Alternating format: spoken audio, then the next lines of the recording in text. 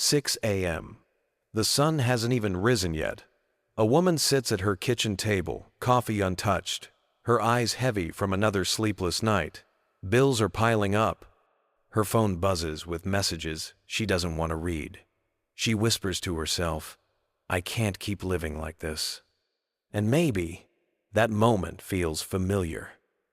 Because life does that to all of us. The challenges arrive uninvited. The job loss, the heartbreak, the diagnosis, the fear. They don't knock politely. They break down the door. Most of us react the same way.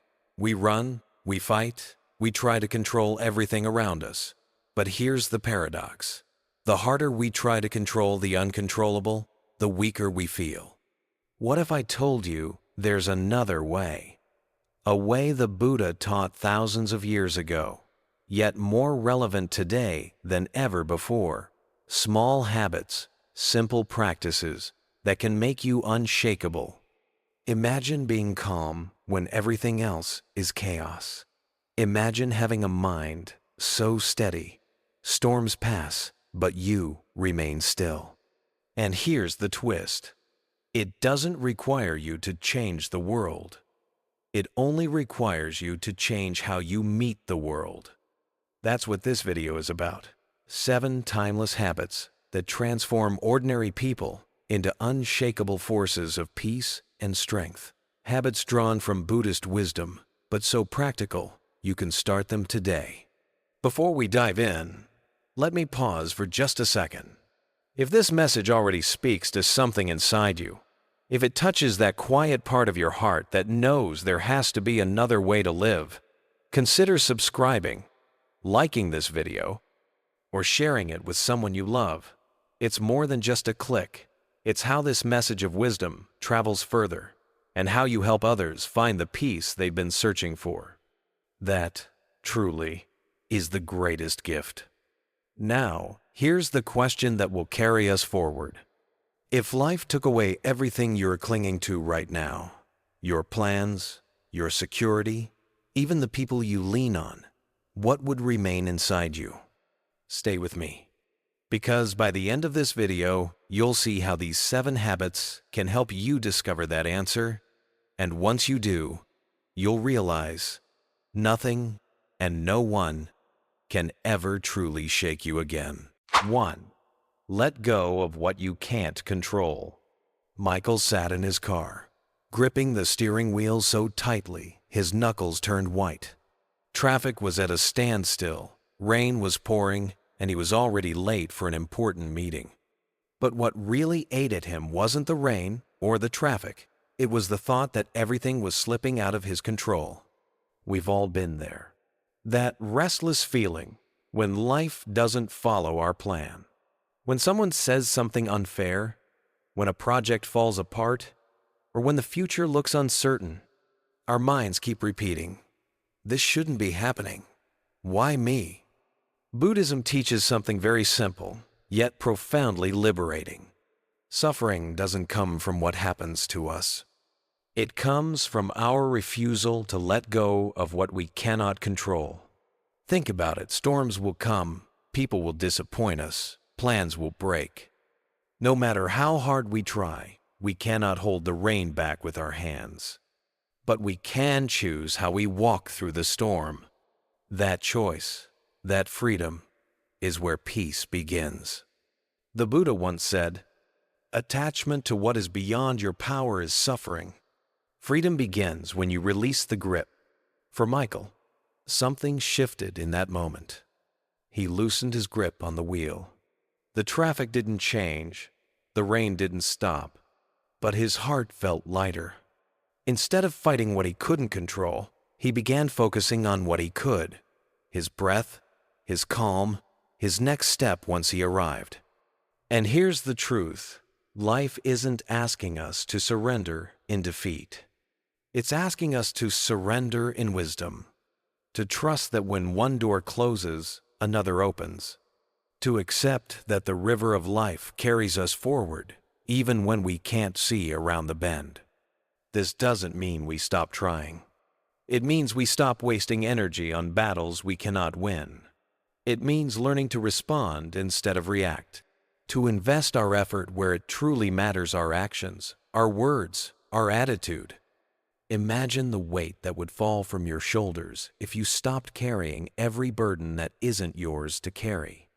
Imagine waking up tomorrow and saying, "I don't need to control everything. I only need to guide myself wisely through what is here." That is not weakness. That is strength. Because the strongest person is not the one who controls the storm, but the one who remains steady within it. So ask yourself today, what is one thing you've been gripping so tightly that's been draining your peace? And what would it feel like to finally let it go? 2. Be ruthless with your environment. Sophia sat at her desk late at night, exhausted. Her phone buzzed every few minutes: news alerts, gossip threads, negative messages from people she barely knew. The TV in the background replayed stories of conflict and fear. Her mind felt heavy, her heart restless. And still she wondered, why do I feel so drained every day? It wasn't just the workload. It wasn't only the stress. It was the environment surrounding her: loud, messy, and toxic.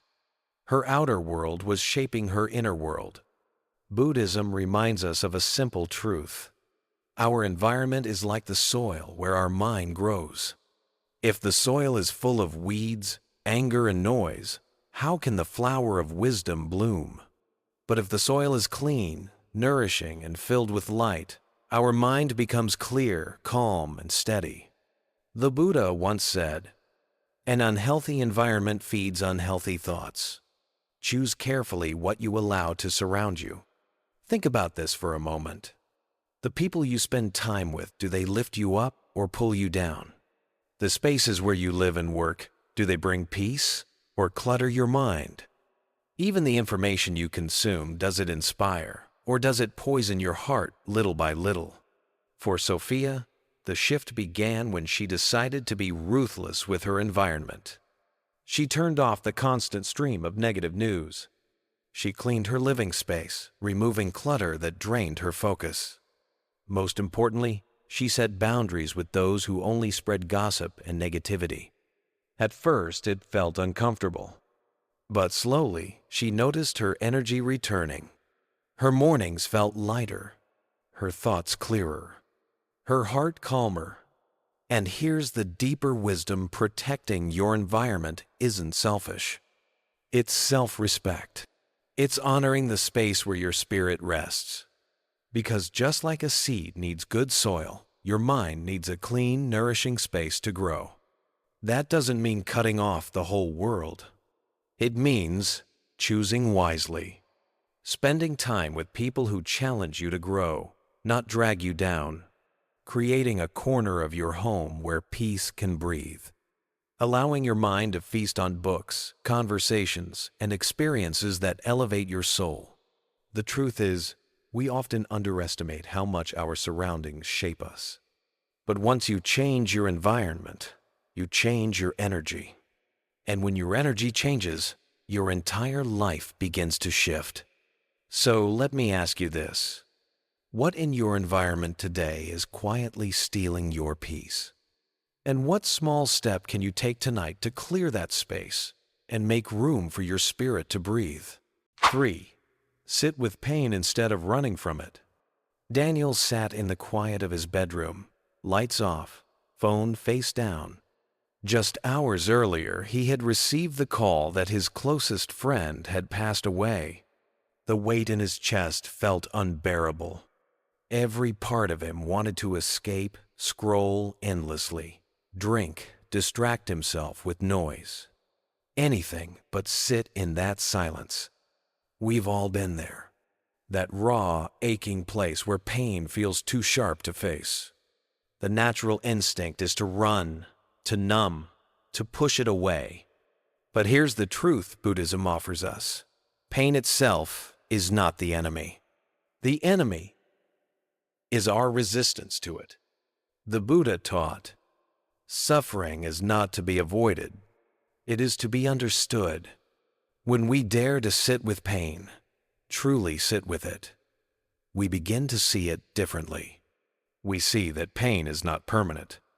We see that beneath its sharp edges lies a lesson about love, impermanence, and resilience. Daniel's turning point came one night when he stopped fighting. He sat on the floor, closed his eyes, and simply breathed with his grief. At first, it felt overwhelming. The tears came in waves. But slowly, something shifted. The pain softened, not because it disappeared, but because he allowed it to exist without judgment. It became less of a monster chasing him and more of a teacher sitting beside him. And here is where Buddhist wisdom is so radical. Instead of running from suffering, we lean in with compassion. We observe it with the same patience we would show a child in distress. We realize that the more we run, the more it grows. But the more we sit with it, the more it reveals its lessons and releases its grip. Think of it this way. Pain is like a fire. If you run from it, the flames follow and spread. If you sit near it, calmly, with awareness, you begin to understand its nature, and with understanding, the fire loses its power to consume you. This practice doesn't make pain easy, but it makes us strong. It turns wounds into wisdom. It transforms scars into strength. Daniel still misses his friend every day. But now, instead of drowning in grief, he honors the love they shared. The pain became a doorway to gratitude, reminding him that every moment is precious, fleeting, and worth living fully. So, let me ask you, what pain have you been running from? And what might happen if just for a moment you stopped running and simply sat with it? Because often the very pain we fear most is holding the key to our deepest growth. 4. The compound effect of small daily wins. Every morning, Emma set her alarm 15 minutes earlier. Not an hour. Not a huge lifestyle change. Just 15 minutes. In that quiet space, she lit a candle, took 3 mindful breaths, and wrote 1 sentence in her journal. At first, it felt too small to matter, too ordinary to change her life. But weeks later, something shifted. Her mornings felt calmer, her focus sharper, her mood steadier, and little by little, those small victories began to ripple through the rest of her day. Buddhism teaches us that transformation is not a sudden event, it's a gradual unfolding. The Buddha often compared practice to drops of water filling a jar. One drop may seem meaningless, but over time, the jar becomes full. In the same way, small daily wins done with intention become the foundation of lasting peace and strength. The challenge is, our culture loves instant results. We want the quick fix, the overnight breakthrough. But true growth doesn't happen in one giant leap. It happens through steady, repeated steps. A kind word spoken today. A mindful breath in the middle of stress. A decision to pause before reacting. For Emma, those 15 minutes became sacred. They reminded her that she didn't need to change her whole life overnight. She just needed to keep showing up, one small step at a time. And over months, those steps built resilience she never thought she had. Think about it. What if instead of trying to control tomorrow, you simply committed to one small action today? What if you celebrated the little victories, drinking water instead of soda, turning off your phone for an hour, or choosing patience in a difficult moment? These aren't just habits. They are seeds. And with time, they grow into forests. The Buddha's wisdom points us to this truth. Little by little, a person becomes good, as a jar is filled drop by drop. And here's the beauty of it. Small wins don't just build results. They build identity. They whisper to your heart, you are capable, you are consistent, You are becoming stronger every day. So often, we underestimate what a year of small steps can create. But imagine this. If you start today, 1 year from now, you could look back and realize that your entire life shifted, not because of one massive change, but because of hundreds of quiet, consistent choices. So let me ask you, what's one small daily win you can claim today? It doesn't need to be dramatic. It only needs to be consistent. Because in the end, it's those small daily drops that turn into an ocean of transformation. 5. Stop reacting. Start responding. Have you ever noticed how quickly we react when something doesn't go our way? Someone cuts us off in traffic, and instantly our chest tightens, anger rises, and words we regret slip out. Or maybe at work a colleague questions us, and without even thinking, we snap back just to protect our pride. This is Michael's story. Michael was a hard-working father, always under pressure. One evening, after a long day, his young son accidentally spilled juice on his laptop. Michael exploded. His words were sharp, his voice louder than he intended. And in that moment, he saw the fear in his son's eyes. Later that night, guilt kept him awake. He thought, "Why do I lose control so easily?" The Buddha once taught, "Holding on to anger is like grasping a hot coal with the intent of throwing it at someone else. You are the one who gets burned." Michael realized he was burning himself every day. So he tried something new. The next time frustration came, he paused. Just one breath in, one breath out.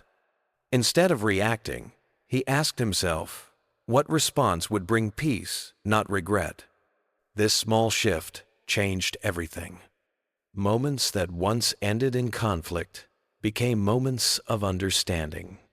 Instead of harsh words, he learned to respond with calm. Instead of anger, he offered clarity. And here's the truth. Reacting is easy. It's automatic, fueled by raw emotion. But responding, that takes awareness. It takes mindfulness. It's like standing at a crossroads. One road leads to chaos, the other to peace. Which one you take depends on just one conscious breath.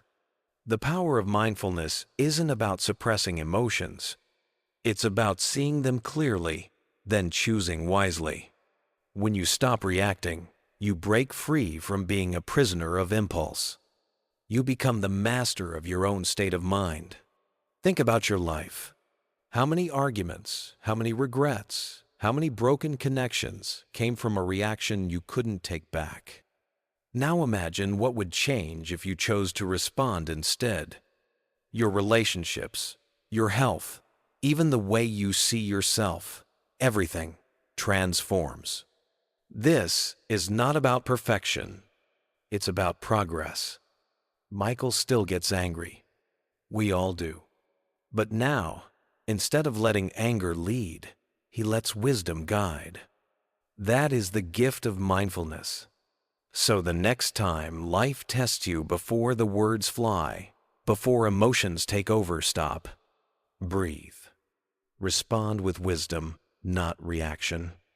Because in that pause lies your freedom. 6.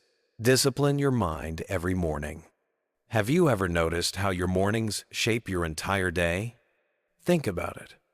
The days you wake up rushed, scrolling on your phone, grabbing coffee on the go, don't they often end up feeling scattered and overwhelming? But on the mornings when you take even a few minutes to breathe, to center yourself suddenly, the whole day feels lighter, more manageable. This is Sarah's story. Sarah was a teacher, juggling work, family, and endless responsibilities. Most mornings, she'd wake up late, already stressed, before she even stepped out the door. By the time she got to work, her mind was full of noise, and little frustrations piled up until she felt exhausted. One evening, while reading about mindfulness, she came across a teaching of the Buddha. The mind is everything. What you think, you become. That one sentence struck her. She realized her chaotic mornings were programming her mind for chaos the rest of the day. So she made a small change. The next morning, instead of grabbing her phone, she sat quietly for just 5 minutes. She closed her eyes. She breathed deeply. She whispered to herself, "Today, I will meet life with clarity and kindness." It wasn't perfect at first. Her mind still wandered. But day by day, this little discipline began to shift something inside her. Here's the truth. Discipline isn't about being harsh with yourself.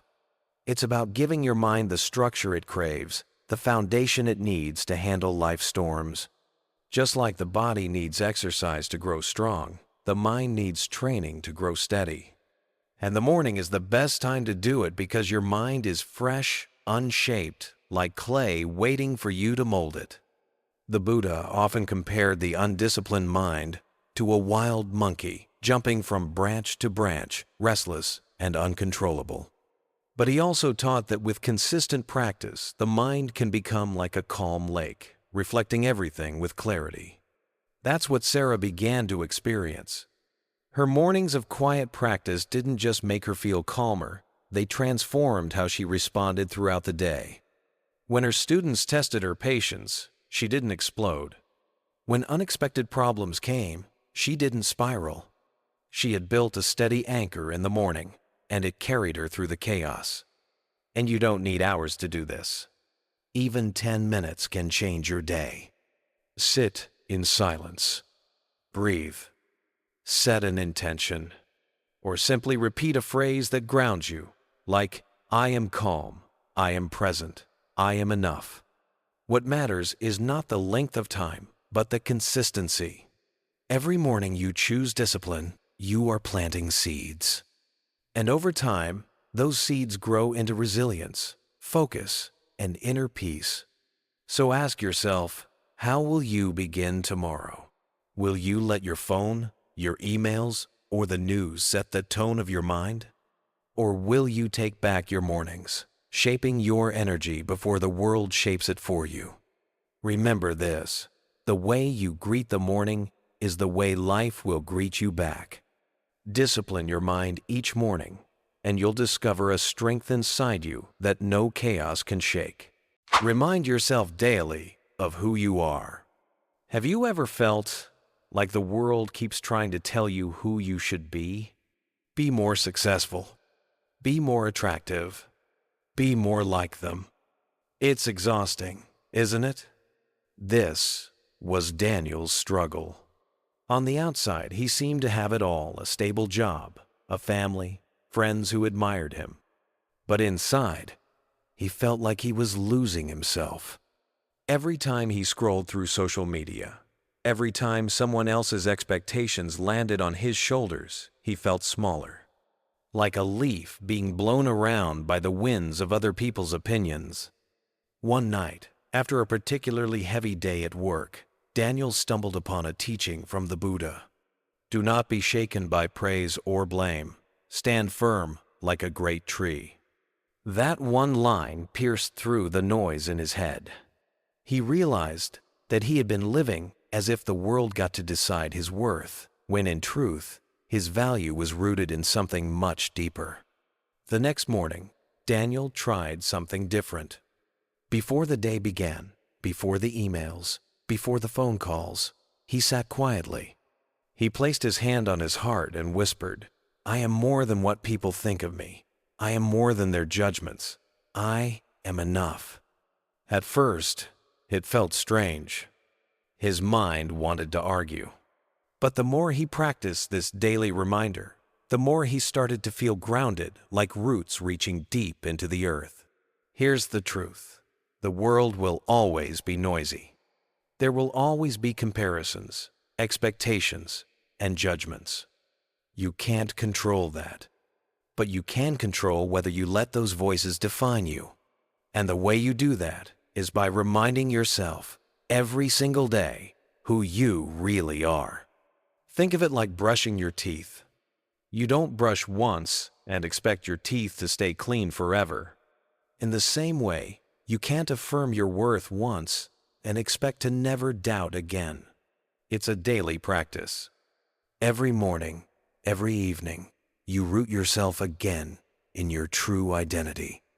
The Buddha taught that beneath all the layers of craving, fear, and illusion, there is a pure nature inside each of us. He called it Buddha nature. It's the part of you that is already whole, already worthy, already free.